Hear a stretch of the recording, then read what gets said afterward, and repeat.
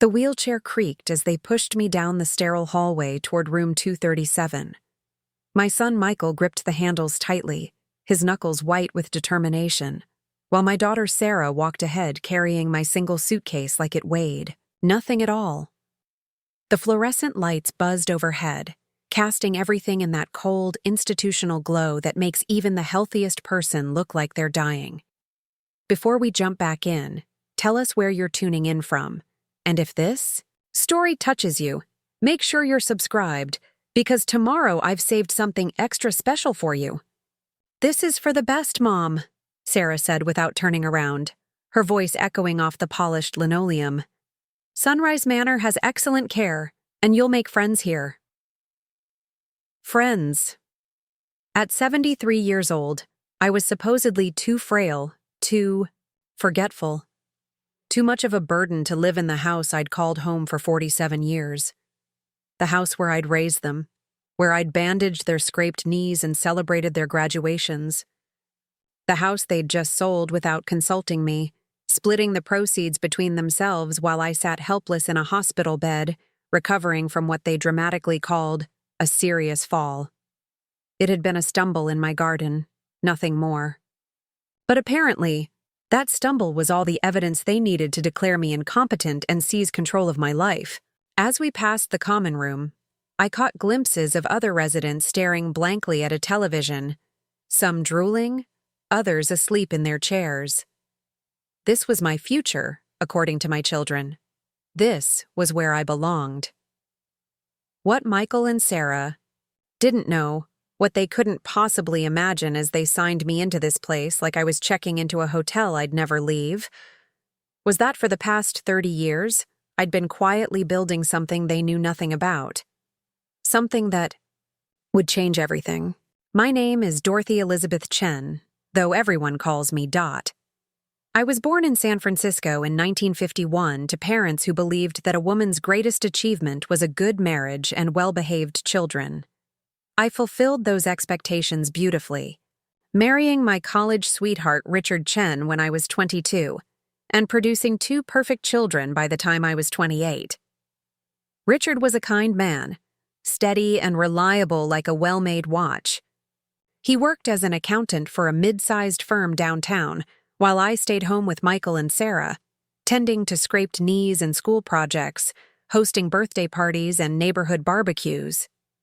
We lived in a modest 3-bedroom house in the Richmond district, nothing fancy but comfortable, with a small garden where I grew tomatoes and roses. But here's what nobody knew about quiet, dependable Dot Chen. While Richard balanced other people's books and I volunteered at the PTA, I was learning, watching, studying the real estate market with the intensity of a scholar preparing for the most important exam of her life. It started innocently enough. In 1993, when Michael was 15 and Sarah was 13, I noticed the empty lot 3 blocks from our house had a for sale sign that had been there for months. The asking price seemed reasonable, but what caught my attention wasn't the price. It was the location. 3 blocks from the ocean, walking distance to Golden Gate Park, in a neighborhood that was still affordable but showed signs of change. I began taking long walks, notebook in hand, pretending to enjoy the fresh air while actually mapping out every property, every development, every small change in the character of the streets around us. I studied property records at the library, memorized zoning laws, and learned to read between the lines of city planning documents that most people found mind-numbingly boring. Richard never questioned my newfound interest in neighborhood walks. He was busy with tax season and trusted me to handle the household finances anyway. What he didn't know was that I'd been quietly saving money for years. $5 here from the grocery budget, $10 there from what I told him I'd spent on the children's clothes. Nothing dramatic, nothing he'd notice, but enough to accumulate into something substantial over time. By Christmas of 1993, I had saved $8,000. Not enough to buy the lot, but enough for a down payment. The problem was getting a loan without Richard's knowledge or signature. In 1993, banks still viewed married women as financial appendages to their husbands. But I'd been watching and learning about that too. I found a small community bank in Chinatown where the loan officer, Mrs. Wong, was a woman about my age who understood what it meant to be underestimated. I walked into her office wearing my best dress and carrying a folder filled with research. That would have impressed a professional real estate developer. I'd calculated the lot's potential value, researched comparable sales, and prepared a 5-year projection that showed exactly how the neighborhood was changing. Mrs. Wong looked through my materials for 20 minutes without saying a word. Finally, she looked up at me and smiled. "Mrs. Chen, this is impressive work. But I have to ask, does your husband know about this?" I met her eyes steadily. "Mrs. Wong, this money came from careful management of my household budget over 5 years. The income I'm using to qualify for this loan comes from my part-time bookkeeping work for 3 small businesses in the neighborhood. Everything I'm doing is legal and ethical. What my husband knows or doesn't know is between him and me." She studied me for another long moment, then nodded. "I think we can work something out." Within 6 weeks, I owned my first piece of real estate. A small, oddly shaped lot that nobody else seemed to want. I told Richard I'd joined a gardening club that met on Saturday mornings, which gave me the perfect excuse to visit my property and keep an eye on the neighborhood's development. For 2 years, nothing happened. The lot sat empty while I paid the mortgage from my small but growing bookkeeping business. Richard never noticed the extra income because I kept it in a separate account and told him my gardening club had started, a small seed-selling business that brought in a little pocket money. Then in 1995, everything changed. A developer bought the block adjacent to mine and announced plans for luxury condominiums. Suddenly, my little unwanted lot was the missing piece of a larger puzzle. The developer approached me with an offer that was 3 times what I'd paid. I could have sold then and made a nice profit. Instead, I negotiated a deal that was far more interesting. I would lease the land to the developer for 5 years with an option to purchase at a predetermined price. The lease payments would cover my original mortgage and provide additional income, while the purchase option protected me if property values continued to rise. Richard noticed the extra money coming in, of course. Preparing and narrating this story took us a lot of time, so if you are enjoying it, subscribe to our channel. It means a lot to us. Now back to the story. I told him the gardening club had become quite successful and that I'd been elected treasurer, which meant I received a small stipend for managing their finances. He was proud of me for finding something I enjoyed and never asked for details. By 2000, when the developer exercised his purchase option, I had enough money to buy 3 more properties. Not houses. I was careful to avoid anything that would require significant maintenance or attention, but small commercial spaces, empty lots, and 1 tiny apartment building with 4 units that generated steady rental income. I developed a system. Every property was purchased through a different small bank or credit union, using a slightly different version of my name. Dorothy Chen, D. Elizabeth Chen, .E. Chen. Nothing illegal, just strategic compartmentalization that kept any single institution from seeing the full scope of what I was building. Richard died suddenly of a heart attack in 2003, when Michael was 25 and Sarah was 23. The grief was overwhelming, but it also simplified my life in unexpected ways. There was no longer anyone to notice my Saturday morning absences, or to ask questions about the various bank statements that arrived throughout the month. During the probate process, my children learned about our modest family assets. The house, Richard's small pension, a savings account with about $15,000. They were kind and supportive, helping me navigate the paperwork and making sure I was financially secure. What they didn't learn about was the growing portfolio of properties I owned under my various iterations of Dorothy Chen. By 2010, I owned 17 different pieces of real estate scattered throughout San Francisco and the surrounding Bay Area. Some were commercial spaces that I rented to small businesses.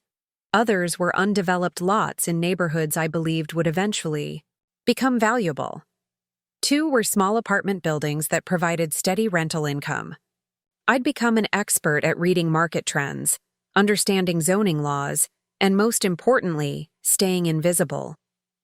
My tenants paid rent to D-Chen Property Management, a business I'd established that existed mostly on paper and in a small rented mailbox. I handled repairs and maintenance by hiring handymen and contractors who never knew they were working for a 70-something grandmother who supposedly lived on a small pension. The 2008 financial crisis should have destroyed me. Property. Values plummeted, tenants struggled to pay rent, and banks tightened their lending standards. But I'd been conservative in my investments, never borrowing more than I could afford to pay back from rental income alone.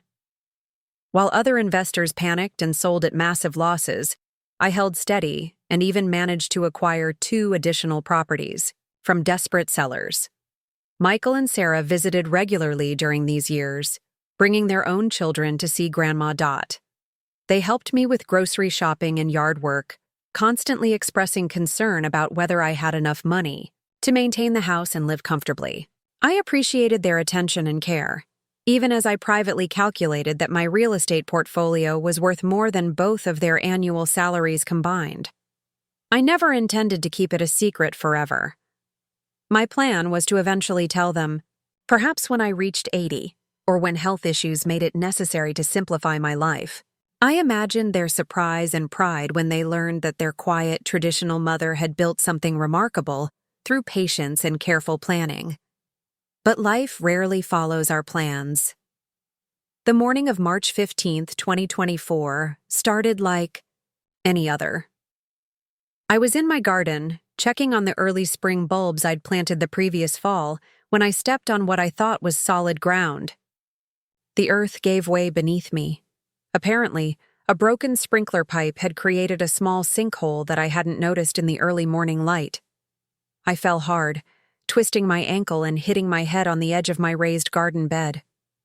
The cut on my forehead bled dramatically, the way head wounds do, and by the time my neighbor, Mrs. Patterson, found me 20 minutes later, I looked far worse than I actually felt. The ambulance ride, the emergency room, the CT scan to check for concussion. All of it was precautionary and thankfully negative. I had a sprained ankle, 7 stitches in my forehead, and some impressive bruises, but nothing serious. I expected to be home by evening with a prescription for pain medication and instructions to take it easy for a few days. Instead, I found myself admitted overnight for observation. Standard procedure for head injuries in patients over 70, the doctor explained. Michael and Sarah arrived within hours, faces drawn with worry, and stayed with me through the evening. That's when everything began to unravel. While I dozed fitfully in the hospital bed, my children conducted what they later called a thorough assessment of Mom's living situation. They went through my house with the efficiency of professional inspectors, documenting every loose floorboard, every piece of outdated electrical work, every sign that a 73-year-old woman might not be maintaining her home to perfect safety standards. They found the broken sprinkler pipe that had caused my fall. They found a loose railing on the back steps that I'd been meaning to fix. They found expired medications in my bathroom cabinet and what they considered an insufficient amount of food in my refrigerator. Most damaging of all, they found my desk drawer slightly disorganized, the result of my hurried search for my insurance card before the ambulance arrived, and interpreted this as evidence of cognitive decline. By the time I was discharged the next morning, Michael and Sarah had constructed a compelling narrative of their declining mother, who was no longer capable of living safely alone. They'd already contacted an elder care attorney and scheduled consultations with 3 different assisted living facilities. "Mom, we're scared," Sarah said, holding my hands as we sat in my living room. "What if you'd fallen and Mrs. Patterson hadn't found you? What if you'd hit your head harder? We can't bear the thought of losing you because you're too stubborn to accept help." Michael nodded gravely. "We've been talking to professionals, and everyone agrees that this fall is a warning sign. You need to be somewhere with medical staff available 24 hours a day." I tried to argue, but they'd done their homework. They had pamphlets and statistics and the names of other families who'd waited too long to make difficult decisions. They spoke with the authority of adult children who genuinely believed they were saving their mother from herself. Within a week, they'd identified Sunrise Manor as the ideal facility. Within 2 weeks, they'd initiated legal proceedings to gain conservatorship of my finances, citing my inability to maintain my home safely as evidence that I could no longer handle complex financial decisions. I could have fought them. I could have revealed my real estate portfolio and proven that I was far more financially savvy than they imagined. But something held me back. Maybe it was curiosity about how far they'd go. Maybe it was hurt that they had so little faith in my competence. Or maybe it was a strategic instinct that told me this wasn't the right moment for revelations. Instead, I let them proceed with their plan. I signed the papers they put in front of me with the compliance of a woman who'd lost the will to fight. I let them sell my house, the house I'd bought with Richard 47 years earlier, for what they considered a fair market price. They split the proceeds between themselves, setting aside what they calculated would be enough to pay for my care at Sunrise Manor for approximately 8 years. They opened a small checking account in my name with enough money for personal expenses and presented it to me like a generous allowance. This way, you'll never have to worry about money.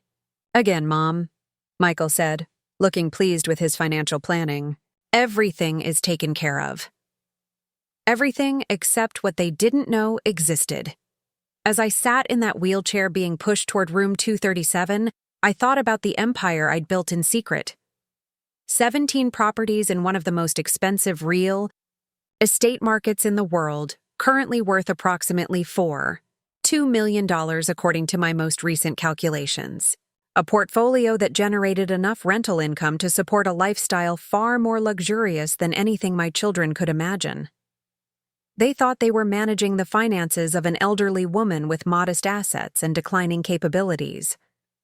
They had no idea they'd just institutionalized one of the most successful small-scale real estate investors in the Bay Area. Room 237 was small and sterile, with 2 single beds separated by a thin curtain. My roommate was a woman named Agnes who seemed pleasant enough but spent most of her time sleeping or staring out the window. Sarah unpacked my single suitcase with the efficiency of someone who wanted to complete an unpleasant task quickly. "The social worker will check on you tomorrow," she said, avoiding my eyes. "And we'll visit on Sunday after church." Michael stood awkwardly near the door, clearly eager to leave. "If you need anything, just ask the staff to call us." After they left, I sat on the edge of my narrow bed and looked around at what was supposed to be my new life. The walls were painted a cheerful yellow that somehow managed to be deeply depressing. The window looked out onto a parking lot. A small television mounted near the ceiling was tuned to a game show where people screamed, with excitement about winning small amounts of money. That night, lying in the dark listening to Agnes's gentle snoring, I made a decision. My children thought they'd solved the problem of their aging mother by placing me somewhere safe and manageable. They'd patted themselves on the back for being responsible adults making difficult choices. What they didn't understand was that they'd just given me something I'd never had before. Complete freedom from their expectations, their oversight, and their assumptions about who I was and what I was capable of. I was no longer Dorothy Chen, the elderly mother who needed to be managed and protected. I was Dot Chen, real estate mogul, and it was time for my children to learn exactly who they'd been so eager to put away. The first month at Sunrise Manor felt like drowning in slow motion. Every day began at 6 a.m. with Agnes shuffling around the room, muttering to herself as she prepared for breakfast. The staff treated me with the practiced cheerfulness reserved for people they assumed couldn't tell the difference between genuine kindness and professional obligation. "Good morning, Dorothy," the aide would chirp as she helped me dress, speaking in the unnaturally bright tone people use with children and the elderly. "Isn't it a beautiful day?" I wanted to tell her that my name was Dot, that I was perfectly capable of dressing myself, and that the view from our window showed nothing but concrete and parked cars. Instead, I smiled and nodded, playing the role of the grateful, compliant resident my children expected me to be. The daily routine was mind-numbing in its predictability. Breakfast in the dining hall at 7:30, where I sat at a round table with 3 other women who rarely spoke. Agnes, who had been my roommate for 6 months before my arrival, spent most meals staring at her food without eating it. Across from her sat Meredith, a former librarian who repeated the same 3 stories about her late husband at every meal. The 4th chair belonged to Eleanor, who insisted she was only visiting and would be going home any day now, despite having lived at Sunrise Manor for 3 years. After breakfast came what the staff euphemistically called activities. Bingo twice a week, led by a volunteer named Brandon, who looked like he'd rather be anywhere else on Earth. Arts and crafts on Wednesdays, where we glued macaroni onto construction paper like kindergartners. Movie afternoons featuring films from the 1950s that the staff assumed we'd find nostalgic and comforting. I participated because resistance would have raised questions, and I wasn't ready for questions yet. But inside, I burned with frustration at the waste of it all. While I sat through endless games of modified trivia designed for people with dementia, my properties across the Bay Area continued generating income that my children couldn't imagine. My first indication of how thoroughly my children had rewritten my story came during their Sunday visit 2 weeks after my arrival. They brought flowers and forced smiles, settling into the uncomfortable chairs that every visitor to Sunrise Manor learned to endure. "How are you adjusting, Mom?" Sarah asked, her voice carrying the slightly too loud tone she'd adopted since deciding I was failing. "It's fine," I replied, which was true in the most technical sense. Michael leaned forward, adopting the serious expression he'd inherited from his father. "We wanted to update you on the house sale. Everything went through smoothly, and after paying off the remaining mortgage and handling the legal fees, we were able to put away a nice amount for your care here." Sarah nodded enthusiastically. "You'll never have to worry about money again, Mom. We've set everything up so your room and board are covered for years, and you have that checking account for personal expenses." They'd calculated that the proceeds from my house sale, combined with my Social Security payments, would cover my care at Sunrise Manor for approximately 8 years. They presented this as evidence of their careful financial planning, never questioning whether 8 years was all the life I had left or whether I might have other resources they didn't know about. "We also cleaned out the house completely," Michael continued. "Most of the furniture went to charity, but we kept a few pieces that have sentimental value. Sarah has Mom's china set, and I took Dad's desk. They'd divided up my life like it was an estate sale, keeping what they wanted and discarding the rest. The thought of strangers going through my belongings, my books, my garden tools, the small mementos I'd collected over 47 years in that house, made my chest tight with rage. But I smiled and thanked them for taking care of everything. The most devastating part wasn't the loss of my possessions or even my independence. It was watching my children discuss me as if I weren't, sitting right there, as if my capacity for rational thought had disappeared along with my house keys. "The social worker says Mom is doing really well with the transition," Sarah told Michael, speaking across me as if I were a child who couldn't be trusted to report on my own well-being. "That's great to hear," Michael replied. I was worried. She might be resistant to the structure here, but it sounds like she's accepted that this is what's best. I had become a problem they'd successfully solved, a responsibility they'd transferred to competent professionals. The relief in their voices was unmistakable, and it cut deeper than any of the indignities of institutional living. After they left, I lay on my narrow bed and stared at the ceiling tiles, counting the small holes in the acoustic panels. 847 holes in the tile directly above my pillow. I'd counted them multiple times during sleepless nights, along with the tiles above Agnes's bed and the ones near the window. That night, for the first time since arriving at Sunrise Manor, I allowed myself to think about my properties with full attention. not just as a source of secret pride, but as real assets that could change everything about my current situation. The apartment building in the Mission District that I'd bought in 2005 was probably worth close to $2 million now, given how the neighborhood had transformed. The 4 units were occupied by long-term tenants who paid rent that covered the mortgage and building maintenance with enough left over for a healthy profit. The commercial space in Hayes Valley that I'd purchased for $60,000 in 1998 was now leased to a trendy coffee shop whose owner had no idea his landlord was a woman in a nursing home who supposedly lived on Social Security and the proceeds from selling a modest family house. The undeveloped lot in Oakland that everyone had called worthless when I bought it in 2001 was now zoned for mixed-use development and worth at least $400,000. Property by property, I calculated my net worth in the dark while Agnes snored peacefully in the bed next to mine. Conservative estimates put my total assets at just over $4 million.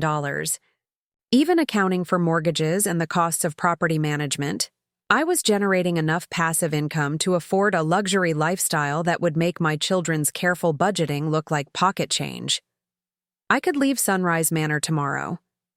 I could buy a beautiful condominium overlooking the bay, hire a full-time housekeeper and personal chef, travel wherever I wanted, and still have enough money left over to establish trust funds for my grandchildren that would pay for their college, educations, and first homes. Instead, I was lying in a room that smelled faintly of disinfectant and old age, listening to the sounds of other people's medical equipment beeping through thin walls.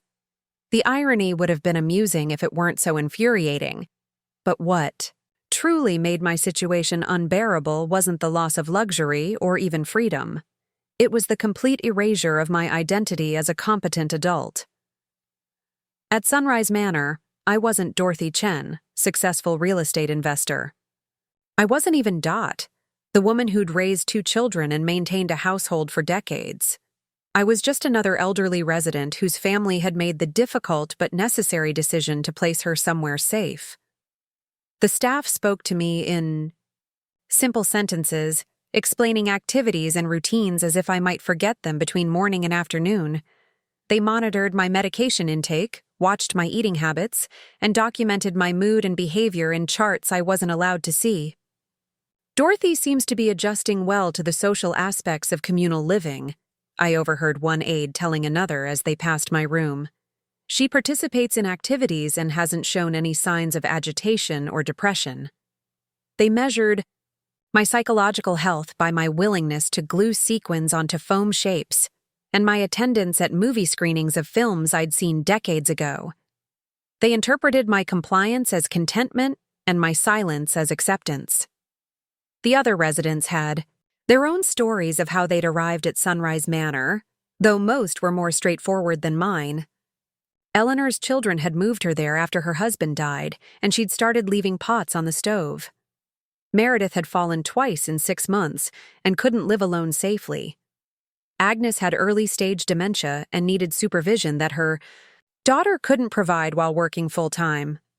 But even among women who genuinely needed institutional care, I found a common thread of loss that went beyond physical independence. We'd all been redefined by our limitations rather than our capabilities. Our adult children remembered us primarily for what we could no longer do safely, rather than what we'd accomplished throughout our lives. Eleanor had been a high school principal for 30 years before her retirement. Meredith had managed the budget for the largest public library branch in the city. Agnes had run a successful catering business until her memory started failing. But at Sunrise Manor, we were just elderly women who needed help with daily living activities.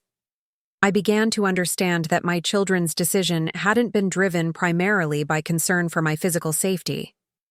It had been driven by their perception that I was becoming someone they didn't recognize, someone whose independence threatened their sense of control over a situation they couldn't manage from a distance. My sprained ankle and head injury had provided convenient justification for a decision they'd probably been considering for months. The disorganized desk drawer, the loose railing, the expired medications, all of these had been evidence supporting a conclusion they'd already reached about my declining capacity to live independently. They'd never asked whether I wanted to move to assisted living. They'd never discussed alternatives like hiring a housekeeper or installing safety equipment in my home. They'd simply presented me with their solution to what they perceived as an inevitable problem. The most crushing realization came during my third week at Sunrise Manor, when Michael called to update me on some paperwork related to my former house.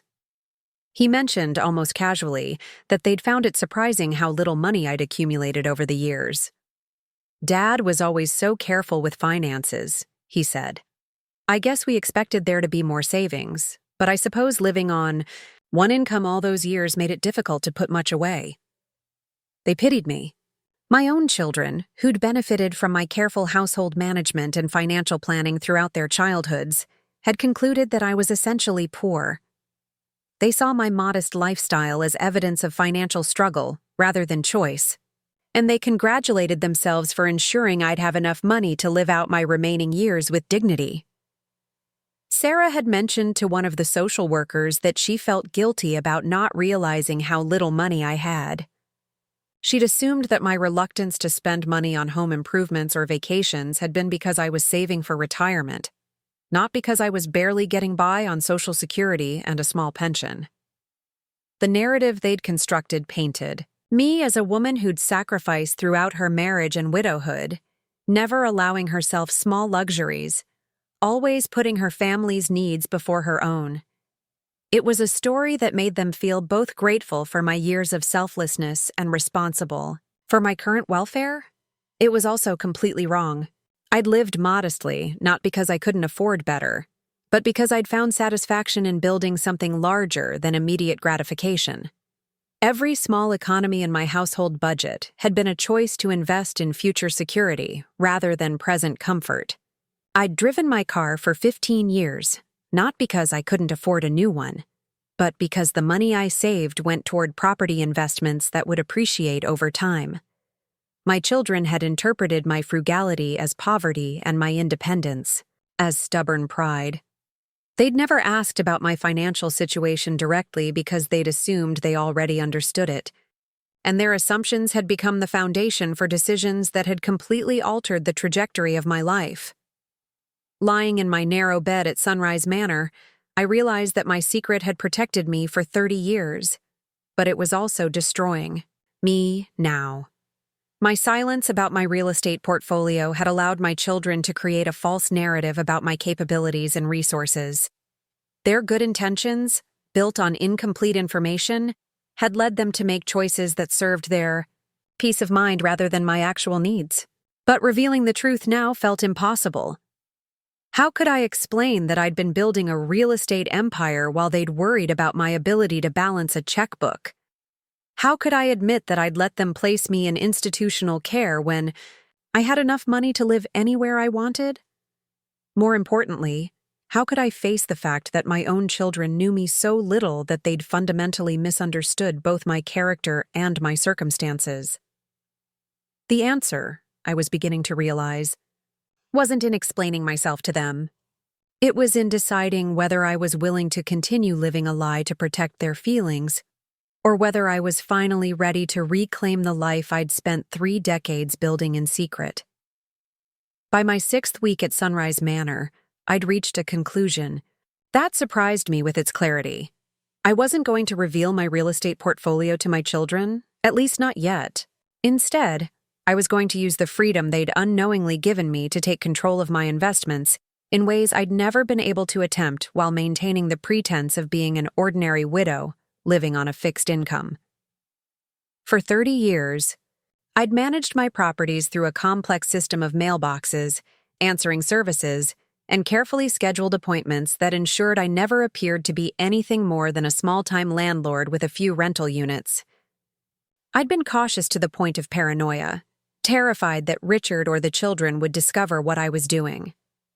But now, with everyone convinced that I was safely contained at Sunrise Manor and no longer capable of complex financial decisions, I had something I'd never possessed before: complete freedom from scrutiny. The irony was perfect. My children had institutionalized me to protect me from my own poor judgment, never realizing that they'd just given me the perfect cover to expand my real estate empire without any oversight or questions. That night, as Agnes slept and the nursing home settled into its quiet evening routine, I began planning the next phase of my secret life. Not as Dorothy Chen, the nursing home resident, but as D. Elizabeth Chen, real estate investor, who was about to become far more aggressive in her pursuit of property acquisition. My children thought they'd solved the problem of their aging mother. What they'd actually done was unleash her. The opportunity came disguised as a medical appointment. 3 months into my stay at Sunrise Manor, I developed what the staff nurse described as a concerning irregularity in my blood pressure readings. Nothing dangerous, she assured me, but worth having my primary care physician evaluate. The appointment was scheduled for Tuesday morning at 10:30, and since the doctor's office was only 15 minutes from the facility, I would have nearly 3 hours before the transport van returned to collect me. For the first time since arriving at Sunrise Manor, I would be alone in the outside world with no supervision and no predetermined schedule. I dressed carefully that morning, choosing the navy blazer Sarah had packed for me and the sensible shoes that were sturdy enough for walking. When the transport aide dropped me off at the medical building, I signed in at the reception desk and took a seat in the waiting room like any other elderly patient keeping a routine appointment. The examination was brief and unremarkable. My blood pressure was indeed slightly elevated, but Dr. Martinez attributed it to the stress of adjusting to a new living situation. He prescribed a mild medication and recommended that I try to maintain some physical activity within the limitations of the nursing home environment. "How are you finding the transition, Mrs. Chen?" he asked as he updated my chart. "It's an adjustment," I replied, which was true enough. "These changes are never easy, but from what I can see, you're handling it well. Your cognitive function appears excellent, and your physical health is quite good for someone your age." Excellent. Cognitive function. Those words echoed in my mind as I left his office. A medical professional had just confirmed what I knew to be true about my mental capacity, something my children had decided was declining based on a disorganized desk drawer and some expired vitamins. But instead of dwelling on the injustice, I focused on the opportunity ahead of me. I had 2 hours and 45 minutes of freedom, and I intended to use every minute. The first stop was a coffee shop 3 blocks from the medical building. I ordered a large cappuccino and asked to use their Wi-Fi, explaining that I needed to check my email. The young barista looked at me with the mixture of patience and mild confusion that people often showed elderly customers who attempted to use technology, but she handed me the password without question. I settled into a corner booth with my laptop, a compact device I'd purchased years earlier for managing my property investments, but had been forced to leave behind when my children packed my belongings for Sunrise Manor. Actually, that wasn't quite accurate. I'd hidden the laptop in a safety deposit box along with other important documents before my children began their assessment of my living situation. Officially, I no longer owned a computer because Dorothy Chen, nursing home resident, had no need for such equipment. But D. Elizabeth Chen, real estate investor, had retrieved her laptop from the safety deposit box during a carefully orchestrated visit the previous week, when I'd told the nursing home staff I wanted to visit my old bank to close a small account. The laptop now lived in a locker at a 24-hour fitness center I'd never joined, but whose membership gave me access to secure storage and, more importantly, reliable internet access. For the next 2 hours, I immersed myself in work I hadn't been able to do properly for months. I checked rental payments, reviewed maintenance requests, and analyzed market reports for neighborhoods where I owned property. Most importantly, I began researching new investment opportunities with the focused attention I hadn't been able to give my business since before my fall. The Bay Area real estate market had continued its relentless climb while I'd been playing bingo and attending craft sessions. Properties I'd been watching for years had come on the market and sold to other investors while I sat in activity rooms learning to make friendship bracelets. The frustration of missed opportunities was almost overwhelming, but it also crystallized my determination to regain control of my financial life. I opened a new browser window and began researching something I'd never seriously considered before: property management companies that specialized in working with investors who preferred to remain anonymous.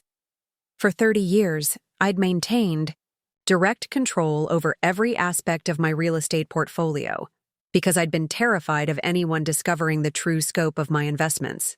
But my current situation demanded a different approach.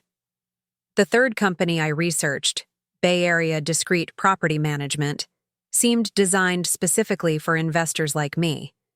Their website emphasized confidentiality, professionalism, and their experience working with clients who valued privacy. They offered comprehensive services including tenant screening, rent collection, maintenance coordination, and even property acquisition assistance for investors who couldn't personally attend closings or inspections. I called their office from the coffee shop, using a voicemail service I'd established years earlier that forwarded calls to whatever number I chose. When the receptionist answered, I identified myself as D. Elizabeth Chen and explained that I was a private investor seeking management services for a portfolio of residential and commercial properties. Ms. Chen, we'd be happy to discuss your needs. Could you tell me a bit about the size and scope of your current holdings? 17 properties across San Francisco and the East Bay, mixed residential and commercial, currently generating approximately $38,000 monthly in gross rental income. There was a brief pause before the receptionist responded with noticeably increased interest. That's certainly within our area of expertise. Would you be available to meet with one of our senior managers this week to discuss your specific requirements? We scheduled an appointment for Thursday afternoon, giving me enough time to arrange another medical appointment that would provide cover for my absence from Sunrise Manor. As I ended the call, I felt a familiar thrill of excitement that I hadn't experienced since before my children had decided I was too incompetent to live independently. The second revelation came while I was reviewing my property portfolio with fresh eyes and updated market data. One of my holdings, a small commercial building in the Mission District that I'd purchased in 2007, was significantly underperforming compared to similar properties in the area. The building housed a laundromat and a small market, both operated by tenants who'd been paying below-market rent for years out of my desire to maintain stable, long-term relationships. But stability, I realized, had cost me opportunity. The building's location made it ideal for conversion to mixed-use development, with retail space on the ground floor and residential units above. Similar projects in the neighborhood were selling for 3 times what my building was currently worth as a basic commercial property. For the first time in my investment career, I began considering a major development project that would require substantial capital, professional contractors, and months of active management. It was exactly the kind of complex, high-stakes venture I'd always avoided because it would have been impossible to keep hidden from Richard and the children. But now, with everyone convinced that I was safely contained at Sunrise Manor and no longer capable of managing complex financial affairs, I had the perfect cover for a project that could potentially double my net worth. I spent the remaining hour at the coffee shop researching development costs, zoning requirements, and architectural firms that specialized in small-scale urban projects. By the time I needed to return to the medical building to meet my transport, I had the foundation of a plan that was both more ambitious and more potentially profitable than anything I'd attempted in 30 years of real estate investment.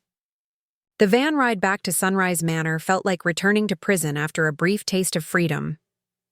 As we pulled into the circular driveway, I watched other residents sitting by windows, staring out at a world they were no longer allowed to fully participate in. Some waved at the van with the eager friendliness of people whose days were empty of meaningful activity. I waved back and smiled, but inside I was calculating mortgage rates and construction timelines.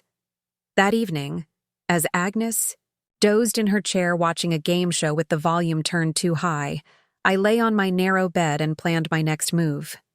The meeting with Bay Area Discrete Property Management would be crucial, not just for improving the management of my existing properties, but for establishing a professional relationship that could help me expand my portfolio more aggressively than ever before.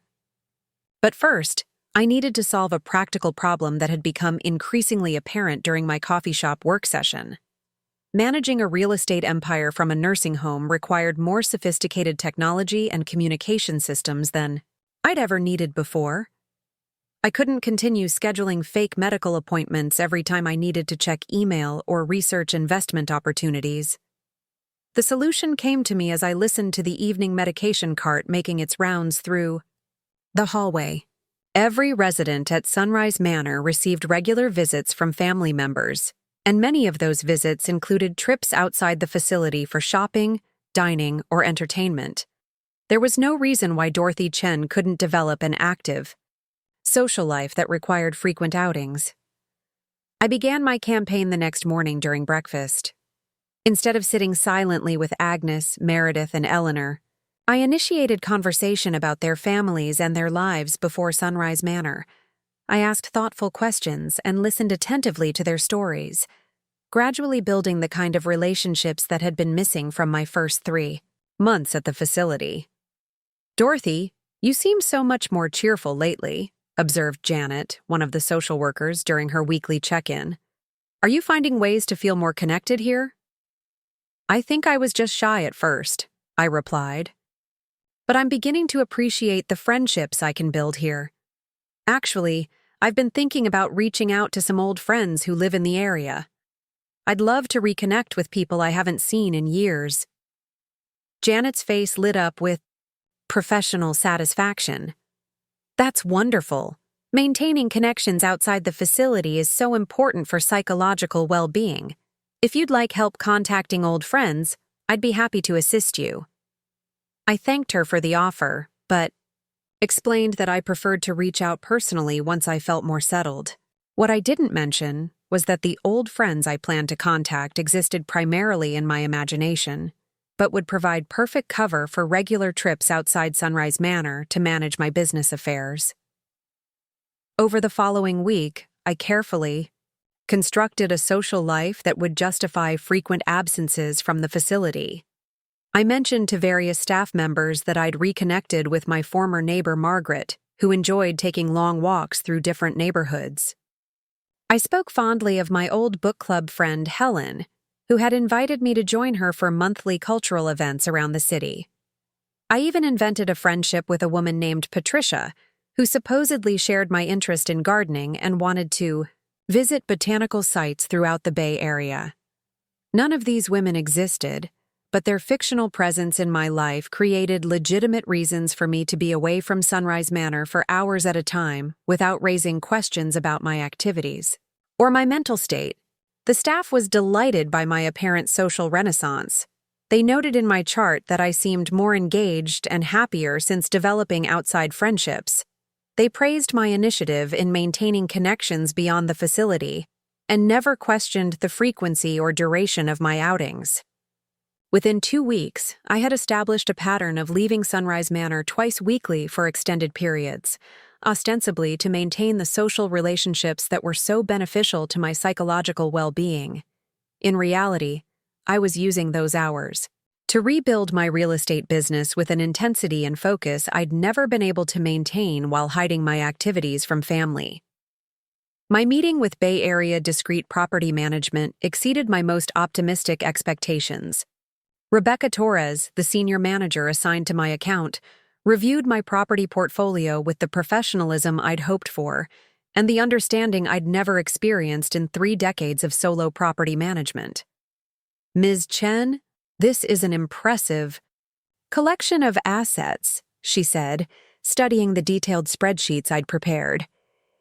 "You've clearly been very strategic in your acquisitions, and your properties are well positioned for both current income generation and long-term appreciation." For the first time in 30 years, someone was acknowledging my business acumen instead of treating my investments like a quaint hobby or an accident of good timing. "What I'd like to explore," I told Rebecca, "is the possibility of being more aggressive in expanding the portfolio. I've been quite conservative in my approach, but I think there are opportunities I've been missing. Rebecca nodded thoughtfully. With properties generating this level of income, you certainly have the financial foundation to consider larger projects. What kind of expansion are you thinking about? I described my plans for the Mission District property, explaining my research into mixed-use development and the potential for substantially increasing the building's value through renovation and conversion.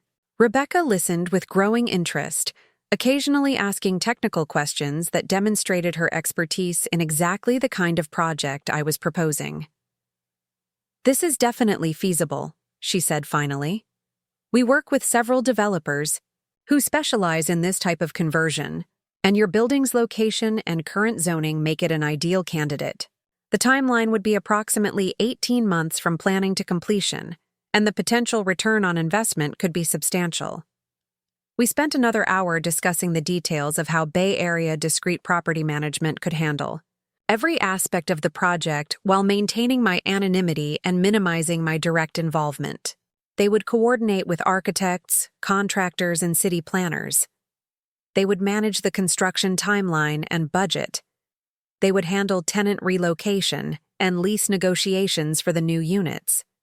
Most importantly, they would ensure that D. Elizabeth Chen remained a private investor whose personal circumstances never became relevant to her business dealings.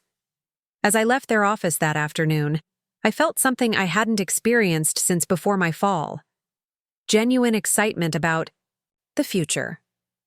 For months, I'd been focused on enduring my current situation and protecting my existing assets. Now, I was planning to expand my real estate empire more aggressively than ever before, using the cover of my nursing home residency to pursue investments that would have been impossible to hide from my family.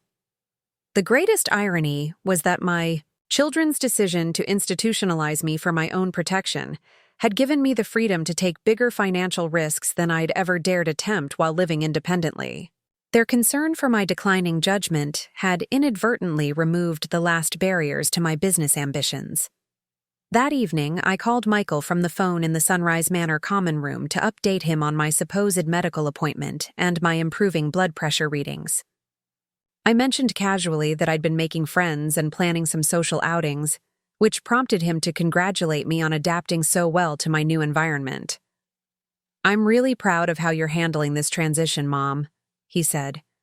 "Sarah and I were worried you might become depressed or withdrawn, but it sounds like you're building a nice life there."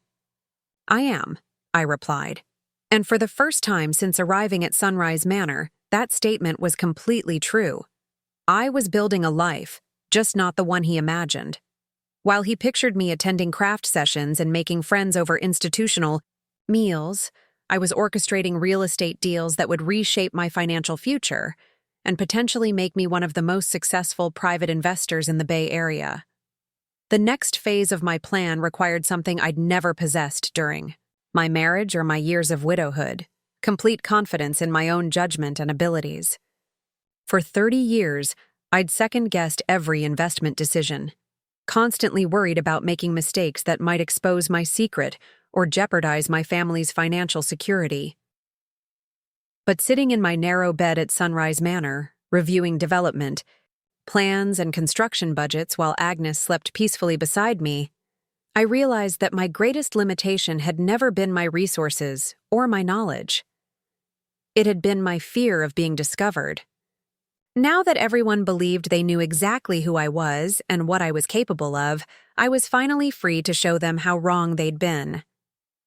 6 months into my residency at Sunrise Manor, I had transformed from a reluctant nursing home patient into what I privately called a stealth executive. My days were carefully choreographed performances of elderly compliance, while my real work happened during my frequent outings with fictional friends and extended medical appointments that covered increasingly complex business meetings. The Mission District Development Project had become my primary focus, requiring a level of strategic planning I'd never attempted in 3 decades of conservative property investment. Rebecca Torres and her team at Bay Area Discrete Property Management had connected me with Marcus Chen, no relation despite the shared surname. An architect who specialized in small-scale urban infill projects that maximized both density and profitability. Marcus had initially been puzzled by my insistence on conducting all meetings through my property management company, but Rebecca had explained that I was an intensely private investor who preferred to maintain anonymity for personal reasons. This wasn't uncommon among wealthy clients, she assured him, and my financial credentials were impeccable. The architectural plans Marcus developed exceeded my most optimistic expectations. The existing 2-story commercial building could be expanded vertically to 4 stories, with retail space on the ground floor and 6 residential units above. The location qualified for several city development incentives designed to encourage affordable housing, which would significantly reduce construction costs, while ensuring rapid approval through the Planning Commission. Ms. Chen's vision for this project is quite sophisticated, Marcus told Rebecca during a conference call I listened to from a quiet corner of the public library. She clearly understands both the financial and community impact aspects of urban development. These aren't the priorities I usually see from first-time developers. I wasn't a first-time developer exactly. I'd been studying urban planning and development economics for years through online courses and industry publications, always thinking of the knowledge as theoretical rather than practical.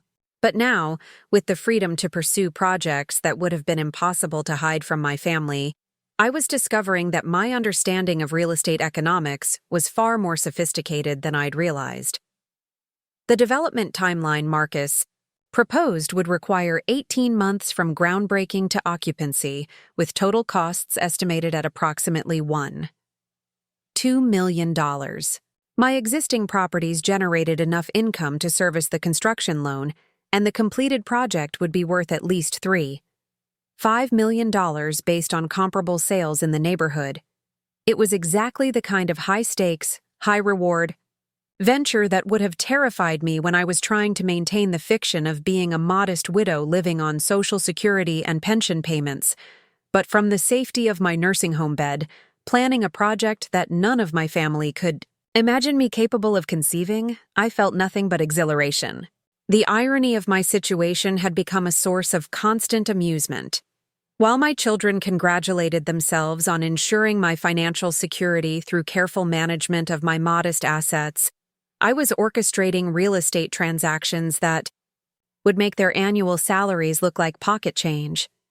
They visited every Sunday, bringing flowers and updates about their own lives, never suspecting that the woman they'd institutionalized for her own protection was building an empire that dwarfed anything they'd ever accomplished. Michael had recently been promoted to senior manager at his accounting firm, an achievement he'd announced with obvious pride during one of their visits. His new salary, he'd mentioned, would finally allow him and his wife to consider buying a larger house for their growing family. "I'm thinking about looking at properties in the peninsula," he'd said. "The schools are better there, and if we're careful with our budget, we might be able to afford something with a small yard." I'd nodded and expressed appropriate maternal pride in his success, while privately calculating that my monthly rental income from just 3 of my properties exceeded his new annual salary. The house he was hoping to afford with careful budgeting was probably smaller and less valuable than the duplex I'd purchased in Palo Alto in 2019 as a minor addition to my portfolio. Sarah's financial situation was more precarious. Her husband had been laid off 6 months earlier, and they were struggling to maintain their mortgage payments while he searched for new employment. She'd mentioned during a recent visit that they might need to consider downsizing, though she'd tried to frame it as a positive lifestyle choice rather than economic necessity. "We're realizing we don't really need such a big house," she'd said, her voice carrying the forced optimism of someone trying to convince herself as much as her audience. "Something smaller might actually be more comfortable, more cozy." I'd offered appropriate words of support and encouragement, while silently noting that the rental income from my smallest apartment building could have solved their financial problems entirely.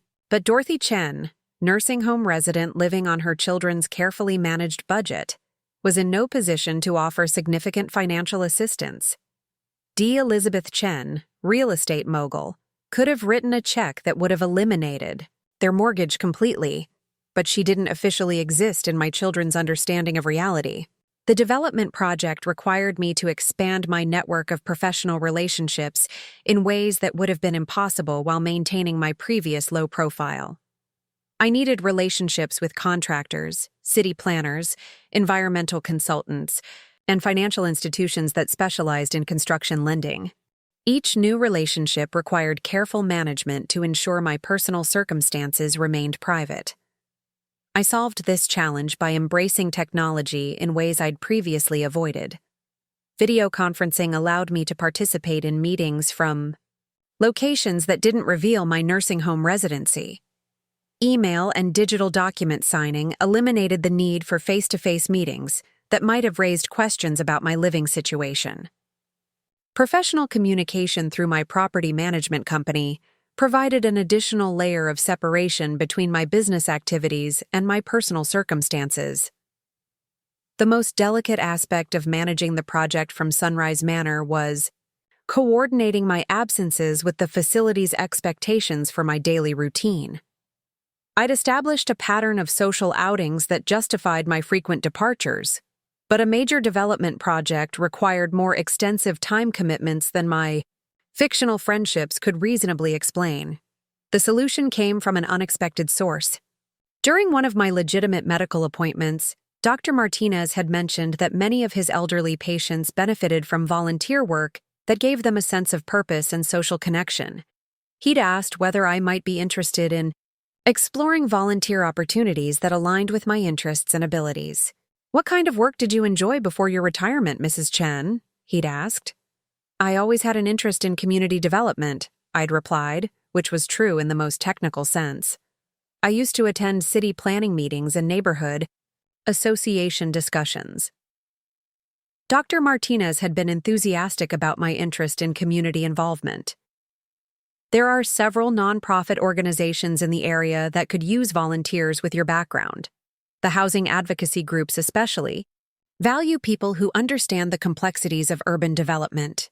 Within 2 weeks, I'd established myself as a volunteer with the Bay Area Housing Coalition, a legitimate organization that advocated for affordable housing development throughout the region.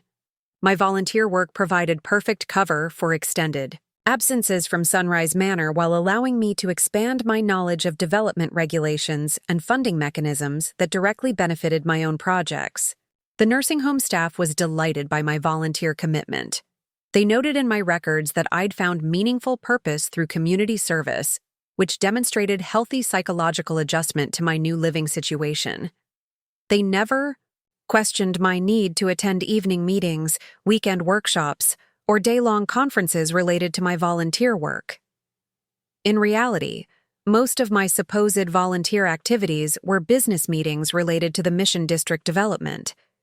But I did attend enough actual housing coalition events to maintain credibility and, unexpectedly, to expand my understanding of development economics beyond my own narrow interests. The Housing Coalition exposed me to developers working on projects throughout the Bay Area, many of whom face similar challenges with financing, permitting, and community relations. I began to see opportunities for collaboration and knowledge sharing that could benefit both my current project and future investments. More importantly, I discovered that my years of careful property selection and conservative management had given me insights that other developers found valuable. During coalition meetings, I found myself offering observations about neighborhood trends and market dynamics that drew respectful attention from professionals with decades more experience than I officially possessed. "Dorothy, you have a remarkably sophisticated understanding of urban economics for someone who describes herself as just interested in community issues," observed Janet Peterson, a city planner who attended many of the same meetings. "I've always been fascinated by how neighborhoods change over time," I'd replied. "I suppose I've just been paying attention longer than most people." Janet had begun seeking out my input on various development proposals being considered by the city, and I'd found myself inadvertently becoming a respected voice in local planning discussions. The irony was overwhelming. While my children worried about my declining mental capacity, I was contributing to urban development policies that would affect thousands of people throughout the region. The Housing Coalition work also provided unexpected, emotional satisfaction that I hadn't anticipated. For 30 years, my property investments had been purely financial endeavors focused on building wealth and security for my family. But working with advocates who approached development as a tool for social improvement had given me a broader perspective on the impact of my business decisions. I began to see my Mission District project not just as a profitable investment, but as a contribution to the kind of mixed-income housing the city desperately needed. The residential units I was planning would provide affordable options for working families while generating enough income to support continued investment in similar projects. This shift in perspective influenced my approach to tenant selection and property management across my entire portfolio. Instead of focusing exclusively on maximizing rental income, I began working with Rebecca to implement tenant screening processes that prioritized long-term community stability over short-term profit optimization. Ms. Chen, I have to say, your approach to property management is quite unusual, Rebecca had observed during one of our monthly reviews. Most investors want us to maximize rental income and minimize maintenance costs. You seem more interested in building sustainable communities. I've learned that stable, satisfied tenants are more profitable in the long run than constant turnover focused on rent increases, I'd replied, which was true, but didn't fully explain my evolving philosophy toward real estate investment. Truth was that my involuntary residency at Sunrise Manor had given me a different perspective on what it meant to live in a place you couldn't control or easily leave. I'd experienced firsthand how institutional efficiency could undermine personal dignity and community connection. Those insights had influenced my approach to property management in ways that made my investments both more profitable and more socially responsible. By the time construction began on the Mission District project, I'd established myself as a respected voice in Bay Area development circles, a successful volunteer with the Housing Coalition, and a model resident at Sunrise Manor who'd adapted beautifully to institutional living. None of these identities were entirely false, but none of them reflected the complete reality of who I was and what I was accomplishing.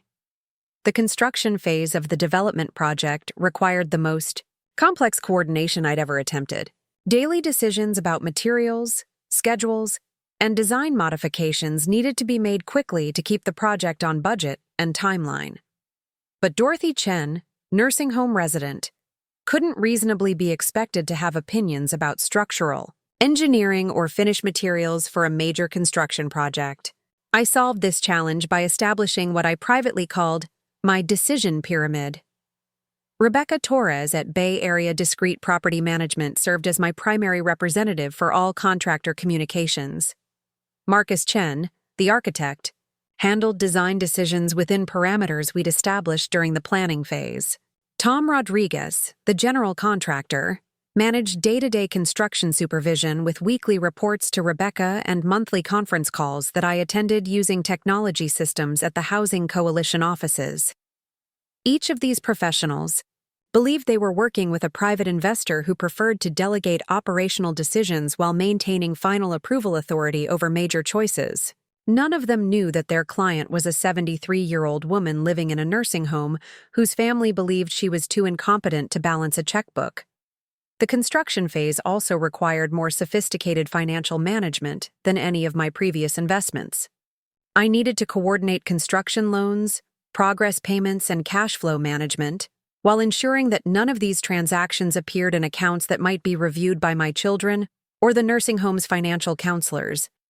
I accomplished this by working with Rebecca to establish a more complex banking structure that separated my development activities from my rental property income. The construction loan was secured against my existing properties, but administered through accounts that weren't connected to the modest checking account my children had established for my personal expenses at Sunrise Manor. This financial compartmentalization required me to become much more actively involved in banking relationships than I'd ever been comfortable with during my years of secretive property acquisition. But I discovered that my track record of successful real estate investment made me an attractive client for banks that specialized in development lending. Ms. Chen, your portfolio performance over the past 30 years is quite impressive, observed David Park, the commercial lending officer who'd approved my construction loan. Most investors don't achieve this level of consistent returns without taking substantial risks, but your approach seems very conservative despite the strong performance. I've always believed in understanding markets thoroughly before making commitments, I'd replied during our phone conference from the Housing Coalition offices. David had laughed. That's exactly the kind of patient, strategic thinking we like to see in development projects. Too many investors get caught up in market excitement and over-leverage their positions. Your approach suggests this project will be successful regardless of short-term market fluctuations. The conversation had been professionally satisfying in ways I'd never experienced during my years of anonymous property ownership. For the first time, someone was acknowledging not just my financial success, but the strategic thinking and market knowledge that had made that success possible. As construction progressed through the fall and winter months, I found myself dividing my time between 3 distinct roles that required completely different personas. At Sunrise Manor, I was Dorothy Chen, the elderly resident who'd adapted well to institutional living and found purpose through volunteer work and social connections. At Housing Coalition meetings, I was Dorothy Chen, the knowledgeable volunteer whose insights into urban development had earned respect from professional planners and advocates. In my business communications, I was D. Elizabeth Chen, the successful, private investor whose development project was attracting attention from other professionals interested in similar collaborations. None of these identities were false, but each represented only a portion of my complete reality. The compartmentalization that had once been necessary to hide my investments from my family had evolved into a sophisticated system for managing multiple professional relationships while maintaining the privacy that made my business activities possible. The most challenging aspect of maintaining these separate identities was emotional rather than logistical. I'd spent 30 years hiding my business success from people who loved me, afraid that revealing my investments would somehow damage our relationships or create expectations I couldn't fulfill. But now, with my business activities completely separated from my family connections, I was building professional relationships based on mutual respect and shared interests rather than family obligation or social convenience. The professionals I worked with valued my insights and judgment because my performance had earned their respect. They didn't make allowances for my age or gender or treat me with the patronizing kindness I received from my children. They expected competence and expertise, and when I delivered both, they responded with the kind of professional recognition I'd never experienced during my years of secret property management. This contrast became especially apparent during my children's Sunday visits, when they would congratulate me on simple achievements like attending social events or maintaining friendships.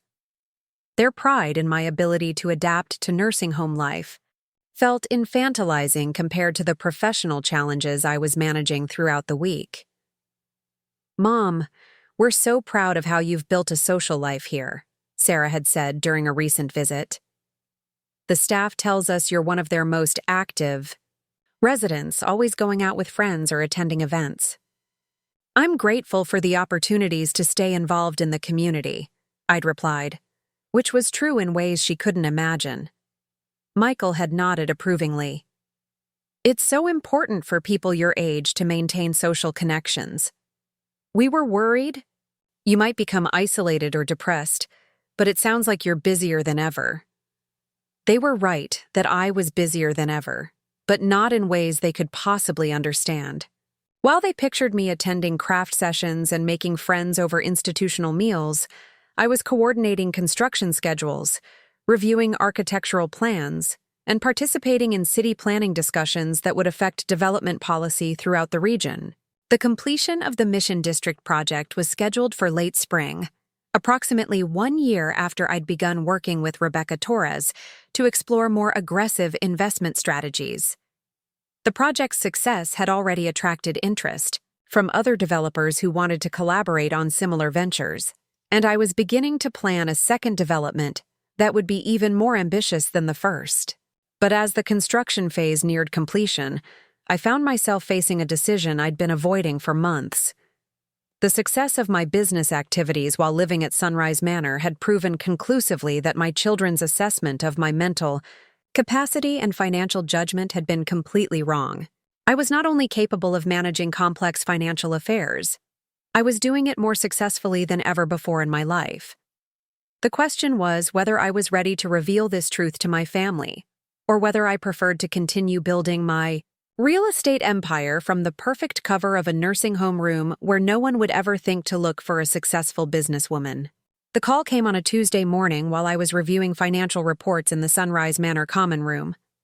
Rebecca Torres from Bay Area Discrete Property Management was calling to inform me that the Mission District Development Project had received an unexpected offer from a national investment firm that specialized in urban residential properties.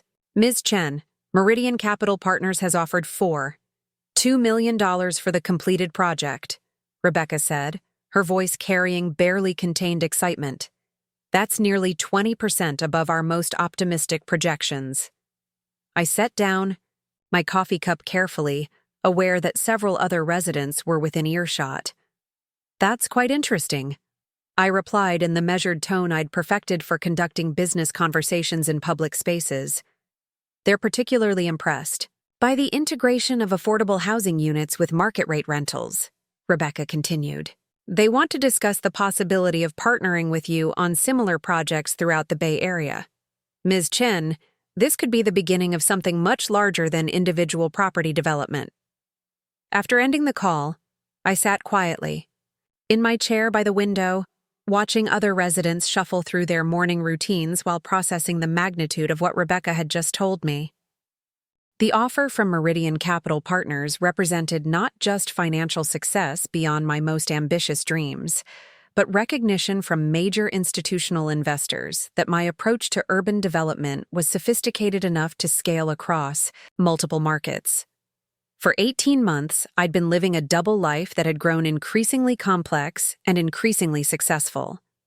During the day, I participated in nursing home activities and maintained the fiction of being a well-adjusted, elderly resident whose greatest achievement was adapting to institutional living. During my frequent outings, I'd been building a real estate empire that was attracting attention from some of the most sophisticated investors in the country. The disparity between these two realities had become impossible to ignore, and Meridian Capital Partners' offer forced me to confront a decision I'd been postponing for months. I could continue indefinitely as D. Elizabeth Chen, the mysterious private investor whose personal circumstances remained carefully hidden behind layers of professional management and corporate structure. Or I could finally reveal to my children that the woman they'd institutionalized for her own protection had built something extraordinary while they congratulated themselves on managing her modest finances. The decision crystallized that afternoon when Sarah called to update me on her family's continuing financial struggles. Her husband had finally found new employment, but at a salary significantly lower than his previous position. They were facing the real possibility of losing their home unless they could restructure their mortgage or find additional income sources. "I'm sorry to burden you with this, Mom," Sarah said, her voice tight with stress. "I know you have your own concerns, and we don't want you to worry about problems you can't help solve." Problems I couldn't help solve. My daughter was facing foreclosure while I controlled assets worth more than $7 million and generated monthly income that exceeded her annual household budget. The absurdity of the situation had become unbearable. "Sarah," I said carefully, "what if I told you that I might be able to help more than you realize?" There was a long pause before she responded. "Mom, we appreciate any emotional support you can give us, but we understand your financial situation. We know how carefully we had to budget for your care here. You don't have resources to help with something like this." That conversation haunted me for the rest of the week. My children were struggling with financial problems I could solve with a single phone call. But they couldn't imagine that help was possible because they'd fundamentally misunderstood both my capabilities and my resources for over a year. The revelation I was planning would shock them, but it would also force them to confront their assumptions about aging, competence, and the relationship between independence and safety. I'd spent 18 months proving to myself that their assessment of my declining abilities had been completely wrong. Now it was time to prove it to them. I began planning the revelation with the same careful attention to detail I'd used for every major real estate transaction over the past 30 years. The setting needed to be dramatic enough to capture their attention, but private enough to allow for honest conversation without outside interference. The timing needed to allow for their emotional processing without creating additional stress during an already difficult period in their lives. Most importantly, the revelation needed to demonstrate not just my financial success, but the sophisticated planning and strategic thinking that had made that success possible. I wanted them to understand that their mother hadn't stumbled into wealth through luck or accident, but had built an empire through decades of careful analysis, patient investment, and disciplined management. The opportunity came when Michael called to discuss their plans for my upcoming 75th birthday. They wanted to organize a small celebration at Sunrise Manor, inviting a few of my fellow residents and some family friends who could travel to the area. Actually, I said, I'd prefer to celebrate somewhere else this year. There's a private dining room at the Fairmont Hotel that I think would be more festive. Just the four of us, if you don't mind keeping it small. Michael seemed surprised by my suggestion. Mom, that sounds lovely, but are you sure about the expense? The Fairmont is quite upscale. I'd like to treat the family to something special, I replied. I've been saving some of my personal allowance, and I think this occasion deserves a nice celebration. The private dining room at the Fairmont provided exactly the setting I needed. Elegant but intimate, with enough privacy for serious conversation, and enough formality to emphasize the importance of what I was about to reveal. I arrived early and arranged for the materials I'd need to be delivered to the room before my children arrived. Sarah and Michael entered the dining room looking slightly uncomfortable in the unfamiliar upscale environment.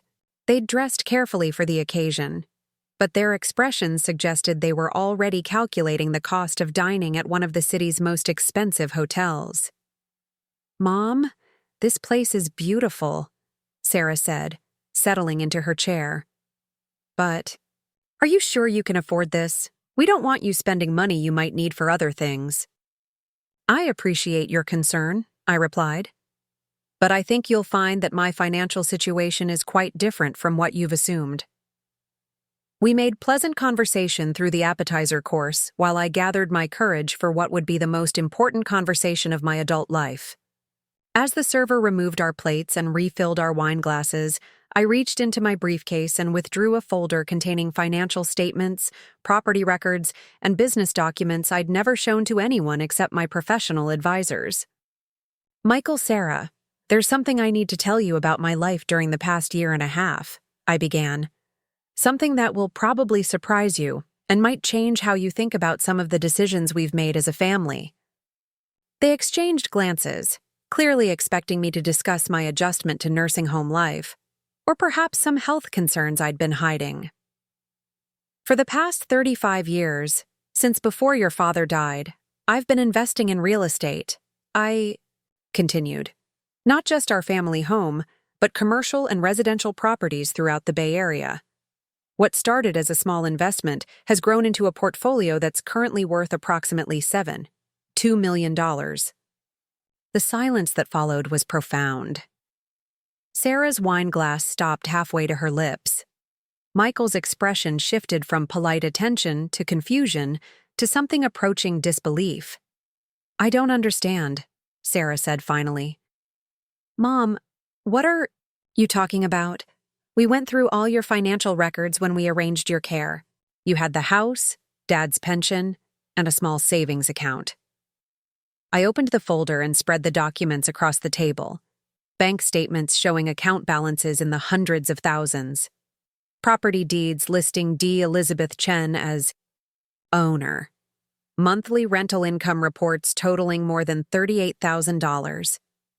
Architectural plans for the Mission District Development Project that was scheduled for completion in 6 weeks. These are the financial records you didn't know to look for, I said gently. I established these investments under slight variations of my name, using different banks and property management companies. Nothing illegal, but carefully structured to maintain privacy. Michael picked up one of the bank statements and studied it with the professional attention of someone who understood financial documents. This shows a balance of $400,000 in an account under the name D. Elizabeth Chen. Mom, is this really your account? It's one of 7 accounts I maintain for different aspects of my real estate business, I replied. The largest currently has $16 million, which represents proceeds from recent property, sales and rental income that's being held for investment in new acquisitions. Sarah was staring at the architectural plans as if they were written in a foreign language. I don't understand what this means. These are plans for some kind of construction project. Why do you have them? Because I'm the developer, I said simply. I purchased a commercial building in the Mission District 18 months ago and have been converting it into mixed-use housing. The project will be completed next month and is currently valued at approximately $2 million. The next hour passed in a blur of questions, explanations, and emotional revelations that ranged from shock to confusion to something that looked like betrayal. My children struggled to reconcile the image of their declining mother, safely contained in institutional care, with the sophisticated businesswoman whose success they were discovering in real time. Why didn't you tell us? Michael asked repeatedly. Why would you let us think you were struggling financially when you had all this? Because I wasn't sure you would understand, I replied honestly. And because I wasn't sure you would approve of an elderly woman taking the kinds of risks that real estate investment requires. Sarah was quieter, but her questions cut deeper. Mom, did you let us put you in that nursing home when you knew you could afford to live anywhere you wanted? Did you let us worry about your financial security when you had millions of dollars? I let you make the decision you thought was best based on the information you had, I said carefully. I didn't correct your assumptions because I wanted to see if you trusted my judgment enough to ask me what I wanted instead of deciding what you thought I needed. The conversation grew heated as my children processed the implications of what I'd revealed. They were grappling not just with the shock of my hidden wealth, but with the realization that their assessment of my mental capacity and decision-making abilities had been fundamentally wrong. You've been playing some kind of game with us, Michael said, his voice rising. You've been pretending to be helpless while building a real estate empire behind our backs. How are we supposed to trust anything you tell us now? I've never pretended to be helpless, I replied. I've simply allowed you to draw your own conclusions about my capabilities based on what you chose to observe. Everything I've accomplished. During the past 18 months, I accomplished while living at Sunrise Manor under the supervision you thought was necessary for my safety. Sarah was crying now, not from sadness, but from what looked like anger and confusion. I don't understand how you could let us worry about you when you didn't need our help. I don't understand why you would hide something this important from your own children. Because, I said, setting down my wine glass and meeting her eyes directly. I wanted to know if you saw me as a person capable of making my own decisions, or as a problem you needed to manage. And I got my answer. The revelation continued through dessert and coffee as I explained the details of my real estate activities, my professional relationships, and my plans for future investments. I showed them contracts, financial projections, and correspondence with developers who wanted to partner with me on projects throughout the region. This letter is from Meridian Capital Partners, I said, handing Michael a document I'd received earlier that week. They're offering to invest $50 million in a fund that would allow me to develop similar projects in Oakland, San Jose, and Sacramento. They consider me one of the most promising small-scale developers in the Bay Area. Michael read the letter twice before looking up at me with an expression I'd never seen before.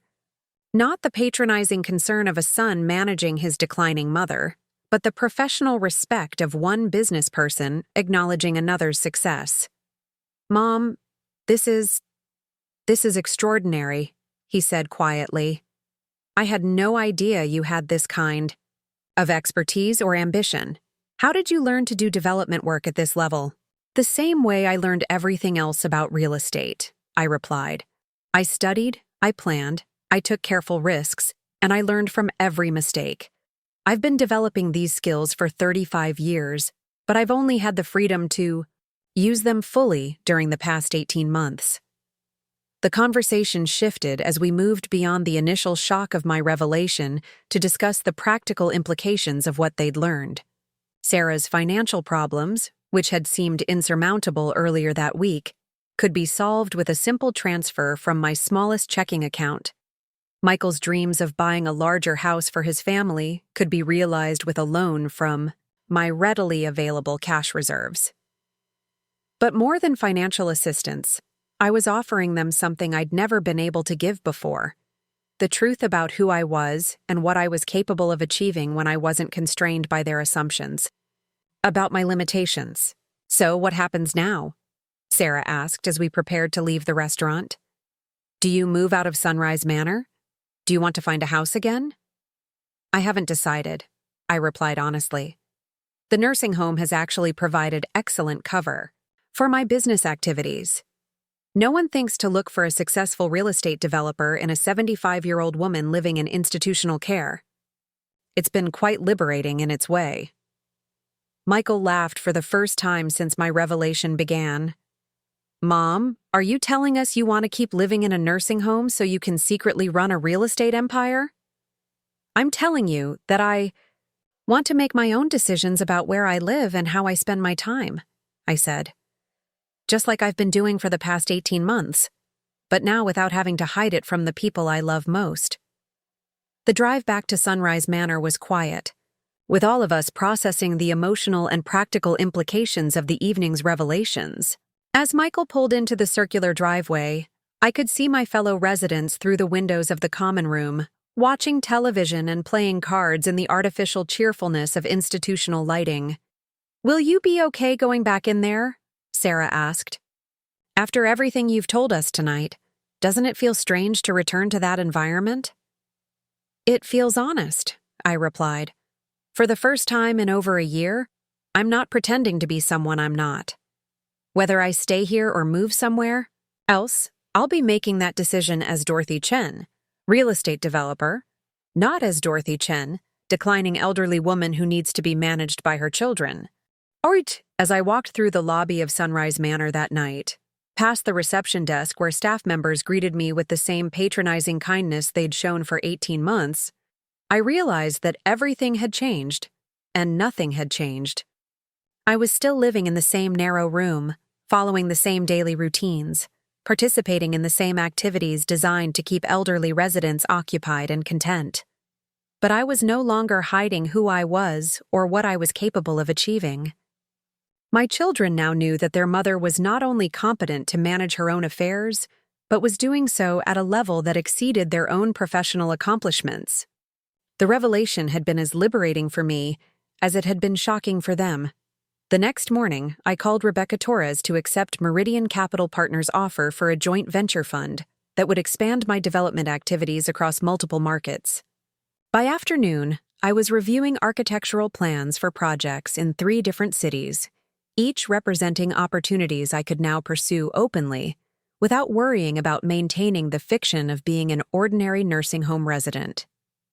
Agnes was napping in her chair when I returned from my meeting, and I sat on my narrow bed surrounded by financial documents and development proposals, planning the next phase of my real estate empire. The irony of my situation had evolved from amusing to profound. I'd started the day as a secret millionaire living in institutional care. I was ending it as an openly successful businesswoman who might choose to continue living in institutional care because it provided the perfect environment for building something even larger. Michael called that evening to apologize for his initial reaction and to ask whether I'd be interested in having him review my financial documents from his perspective as an accountant.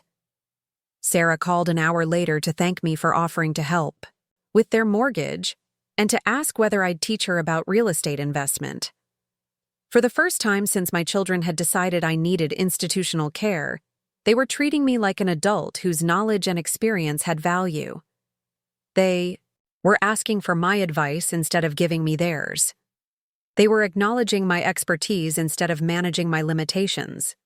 "Mom," Sarah said before ending our call, "I'm sorry we didn't trust you to know what was best for your own life. I'm sorry we made assumptions about your abilities instead of asking what you wanted. You made the best decisions you could with the information you had," I replied. "Now we all have better information." As I prepared for bed that night, I looked around the small room that had been my home for 18 months. The narrow bed, the institutional furniture, the view of the parking lot that had depressed me during my first weeks at Sunrise Manor. Nothing about the physical environment had changed, but everything about my relationship to it was different. I was no longer Dorothy Chen, the elderly woman whose family had made difficult decisions on her behalf. I was Dorothy Chen, successful real estate developer, who might choose to maintain a room at Sunrise Manor as a convenient base of operations, while building an empire that would benefit her family for generations. The transformation was complete, but the story was just beginning. 3 years after the revelation at the Fairmont Hotel, I stood in the conference room of Chen Development Group, looking out over San Francisco Bay while reviewing architectural plans for our latest project. The view from the 42nd floor of the financial district high-rise was spectacular, but what gave me the most satisfaction was the nameplate on the door behind me. Dorothy Chen, Chief Executive Officer. The transition from secret nursing, home resident to publicly acknowledged real estate developer had been more complex than I'd anticipated, but far more rewarding than I'd dared to hope. The joint venture with Meridian Capital Partners had evolved into something neither of us had originally envisioned. A development company that specialized in affordable housing projects with sophisticated financing structures that attracted both social impact investors and traditional profit-focused partners. Chen Development Group now employed 43 people across offices in San Francisco, Oakland, and San Jose. Our portfolio included over 200 residential units, 35 commercial spaces, and 6 major development projects in various stages of planning and construction. We'd been featured in Urban Development magazine as one of the most innovative small-scale developers in California, praised for our ability to create profitable projects that addressed community housing needs. But the professional success, satisfying as it was, had been secondary to the personal transformation that followed my decision to reveal the truth to my children. The conversation at the Fairmont had been just the beginning of a much longer process of rebuilding our relationships on a foundation of honesty rather than assumptions. Sarah had accepted my offer to help with her mortgage, but she'd insisted on structuring it as a business loan with competitive interest rates and a formal repayment schedule. "I want this to be a real transaction between 2 adults," she'd said, "not charity from a mother to a daughter who can't manage her finances." Her approach had impressed me more than she'd probably realized. Instead of simply solving her immediate financial problems, she'd used my assistance as an opportunity to demonstrate her own competence and integrity. Within 2 years, she'd not only caught up on her mortgage payments, but had started a small consulting business that specialized in helping families navigate financial crises. "I learned from watching you," she told me during a recent lunch meeting. "Not just about money, but about the importance of having your own resources and your own identity, separate from what other people expect from you." Michael's reaction had been more complicated. As an accountant, he'd been fascinated by the sophisticated financial structures I'd used to build and manage my real estate portfolio. But as a son, he'd struggled with the realization that he'd fundamentally misunderstood his mother's capabilities and character. "I keep thinking about all the times I talked to you like you were losing your mental capacity," he'd confessed during one of our early conversations after the revelation. I remember explaining basic financial concepts to you like you'd never heard of compound interest or tax implications. You were trying to be helpful, I'd replied, and I was letting you believe what made you feel useful and responsible. Michael had eventually asked to join Chen Development Group as our chief financial officer, a role that allowed him to apply his accounting expertise to projects with greater social impact than his previous corporate work. The partnership had been professionally successful, but more importantly, it had given us a way to rebuild our relationship as colleagues rather than as a parent and child struggling with issues of dependence and control. Working with you has taught me more about business strategy than any MBA program could have, he'd told me recently. But it's also taught me to ask better questions instead of making assumptions about what people need or want. The decision about where to live had ultimately resolved itself in a way that surprised everyone, including me. After 6 months of maintaining both a luxury condominium in Pacific Heights and my room at Sunrise Manor, I'd realized that I preferred the nursing home environment for reasons that had nothing to do with care or supervision. Sunrise Manor provided a unique combination of privacy and community that I'd never experienced in traditional housing. My fellow residents had become genuine friends whose life experiences offered perspectives I valued. The communal meals and social activities, which had initially felt infantilizing, had evolved into opportunities for meaningful connections with people who shared decades of accumulated wisdom. Most importantly, living at Sunrise Manor had continued to provide perfect cover for business activities that might otherwise have attracted unwanted attention. Real estate development was an industry where reputation and relationships mattered enormously, and my unusual living situation had become a memorable part of my professional identity. Dorothy Chen is the developer who runs her empire from a nursing home, became how people introduced me at industry conferences. She's proof that success in real estate comes from intelligence and persistence, not from fitting conventional expectations about who belongs in the business. I'd eventually negotiated with Sunrise Manor's administration to convert my shared room into a small suite that included office space and upgraded technology infrastructure.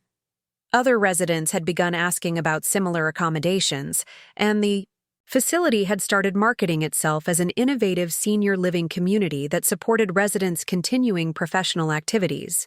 Mrs. Chen has shown us that aging doesn't have to mean retiring from meaningful work, explained Dr. Patricia Williams, Sunrise Manor's new Director of Resident Services.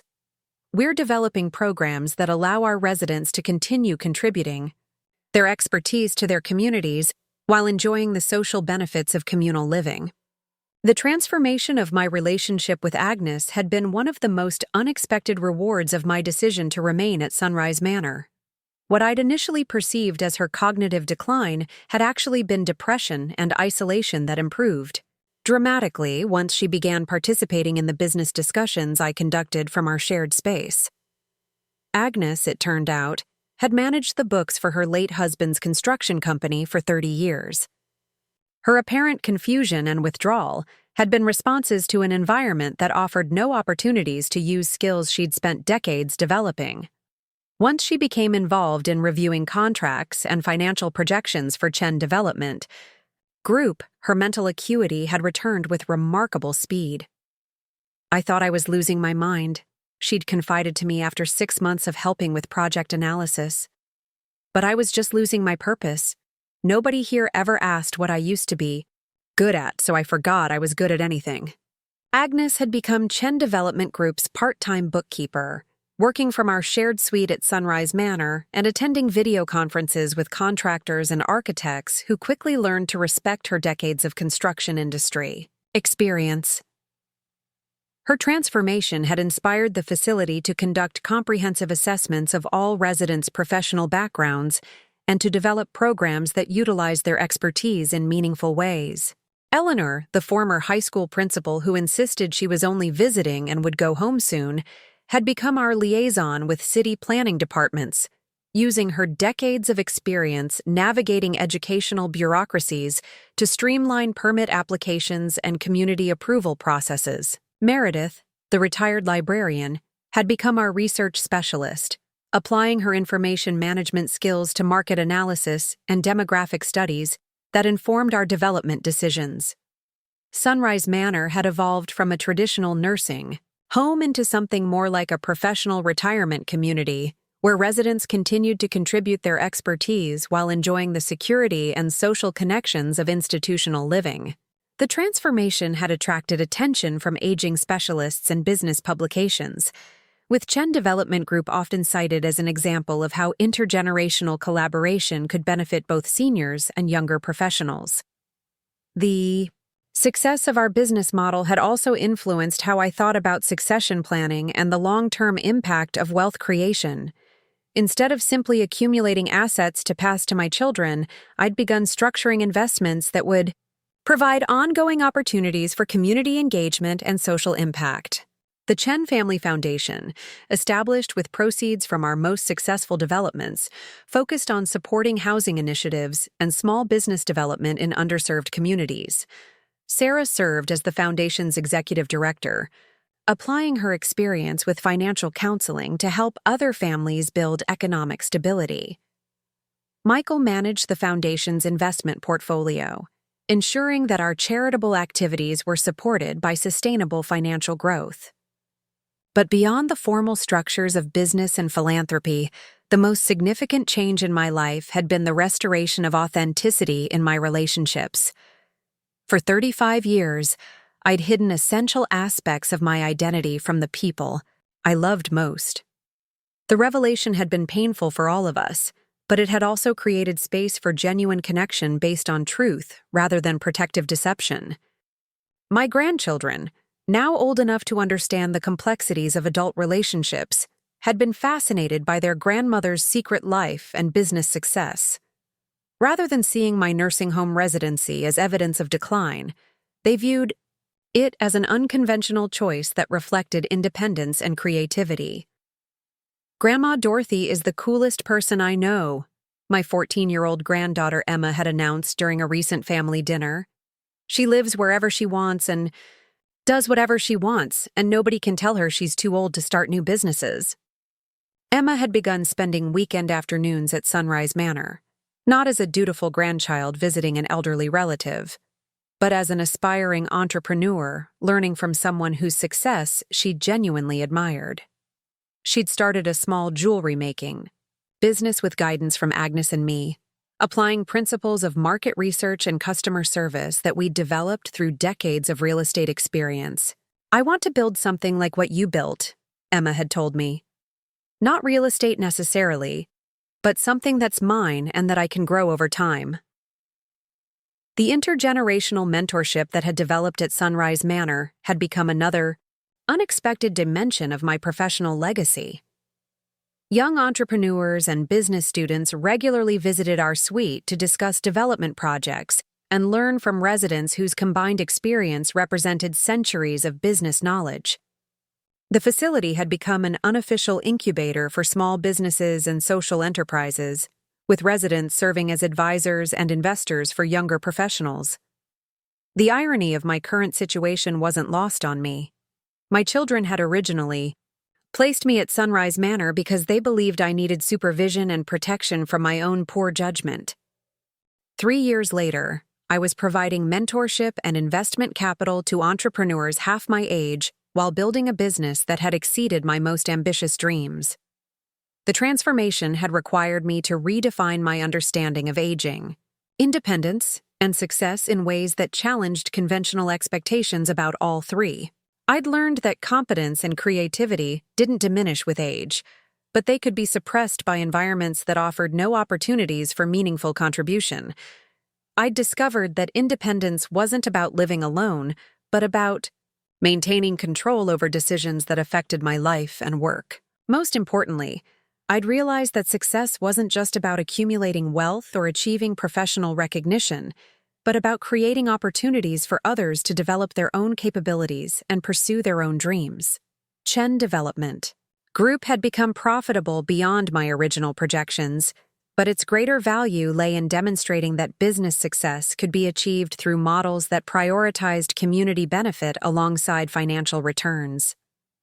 Our projects had housed hundreds of families, supported dozens of small businesses, and provided employment for contractors and professionals throughout the region. The Meridian Capital Partners joint venture had evolved into a national model for socially conscious development, with similar funds being established in Chicago, Atlanta, and Seattle. Industry publications had begun referring to the Chen model of development, characterized by patient capital investment, extensive community engagement, and innovative financing structures that made affordable housing projects financially sustainable. But perhaps the most meaningful recognition had come from an unexpected source: the Bay Area Housing Coalition, where I'd originally volunteered as cover for my business activities, had established the Dorothy Chen Award for Innovation in Affordable Housing Development. The annual recognition honored developers who demonstrated that profitable projects could also address community housing needs. Dorothy Chen has shown us that doing well and doing good aren't mutually exclusive, Coalition Director Maria Rodriguez had said during the award announcement. Her work has redefined what's possible in urban development and inspired a new generation of developers to think beyond traditional profit models. Receiving the first Dorothy Chen Award had been surreal in ways I was still processing. Standing at the podium in the same ballroom where I'd attended coalition meetings while pretending to be a simple volunteer interested in community issues, I'd reflected on the journey that had brought me from secret nursing home resident to publicly acknowledged industry leader.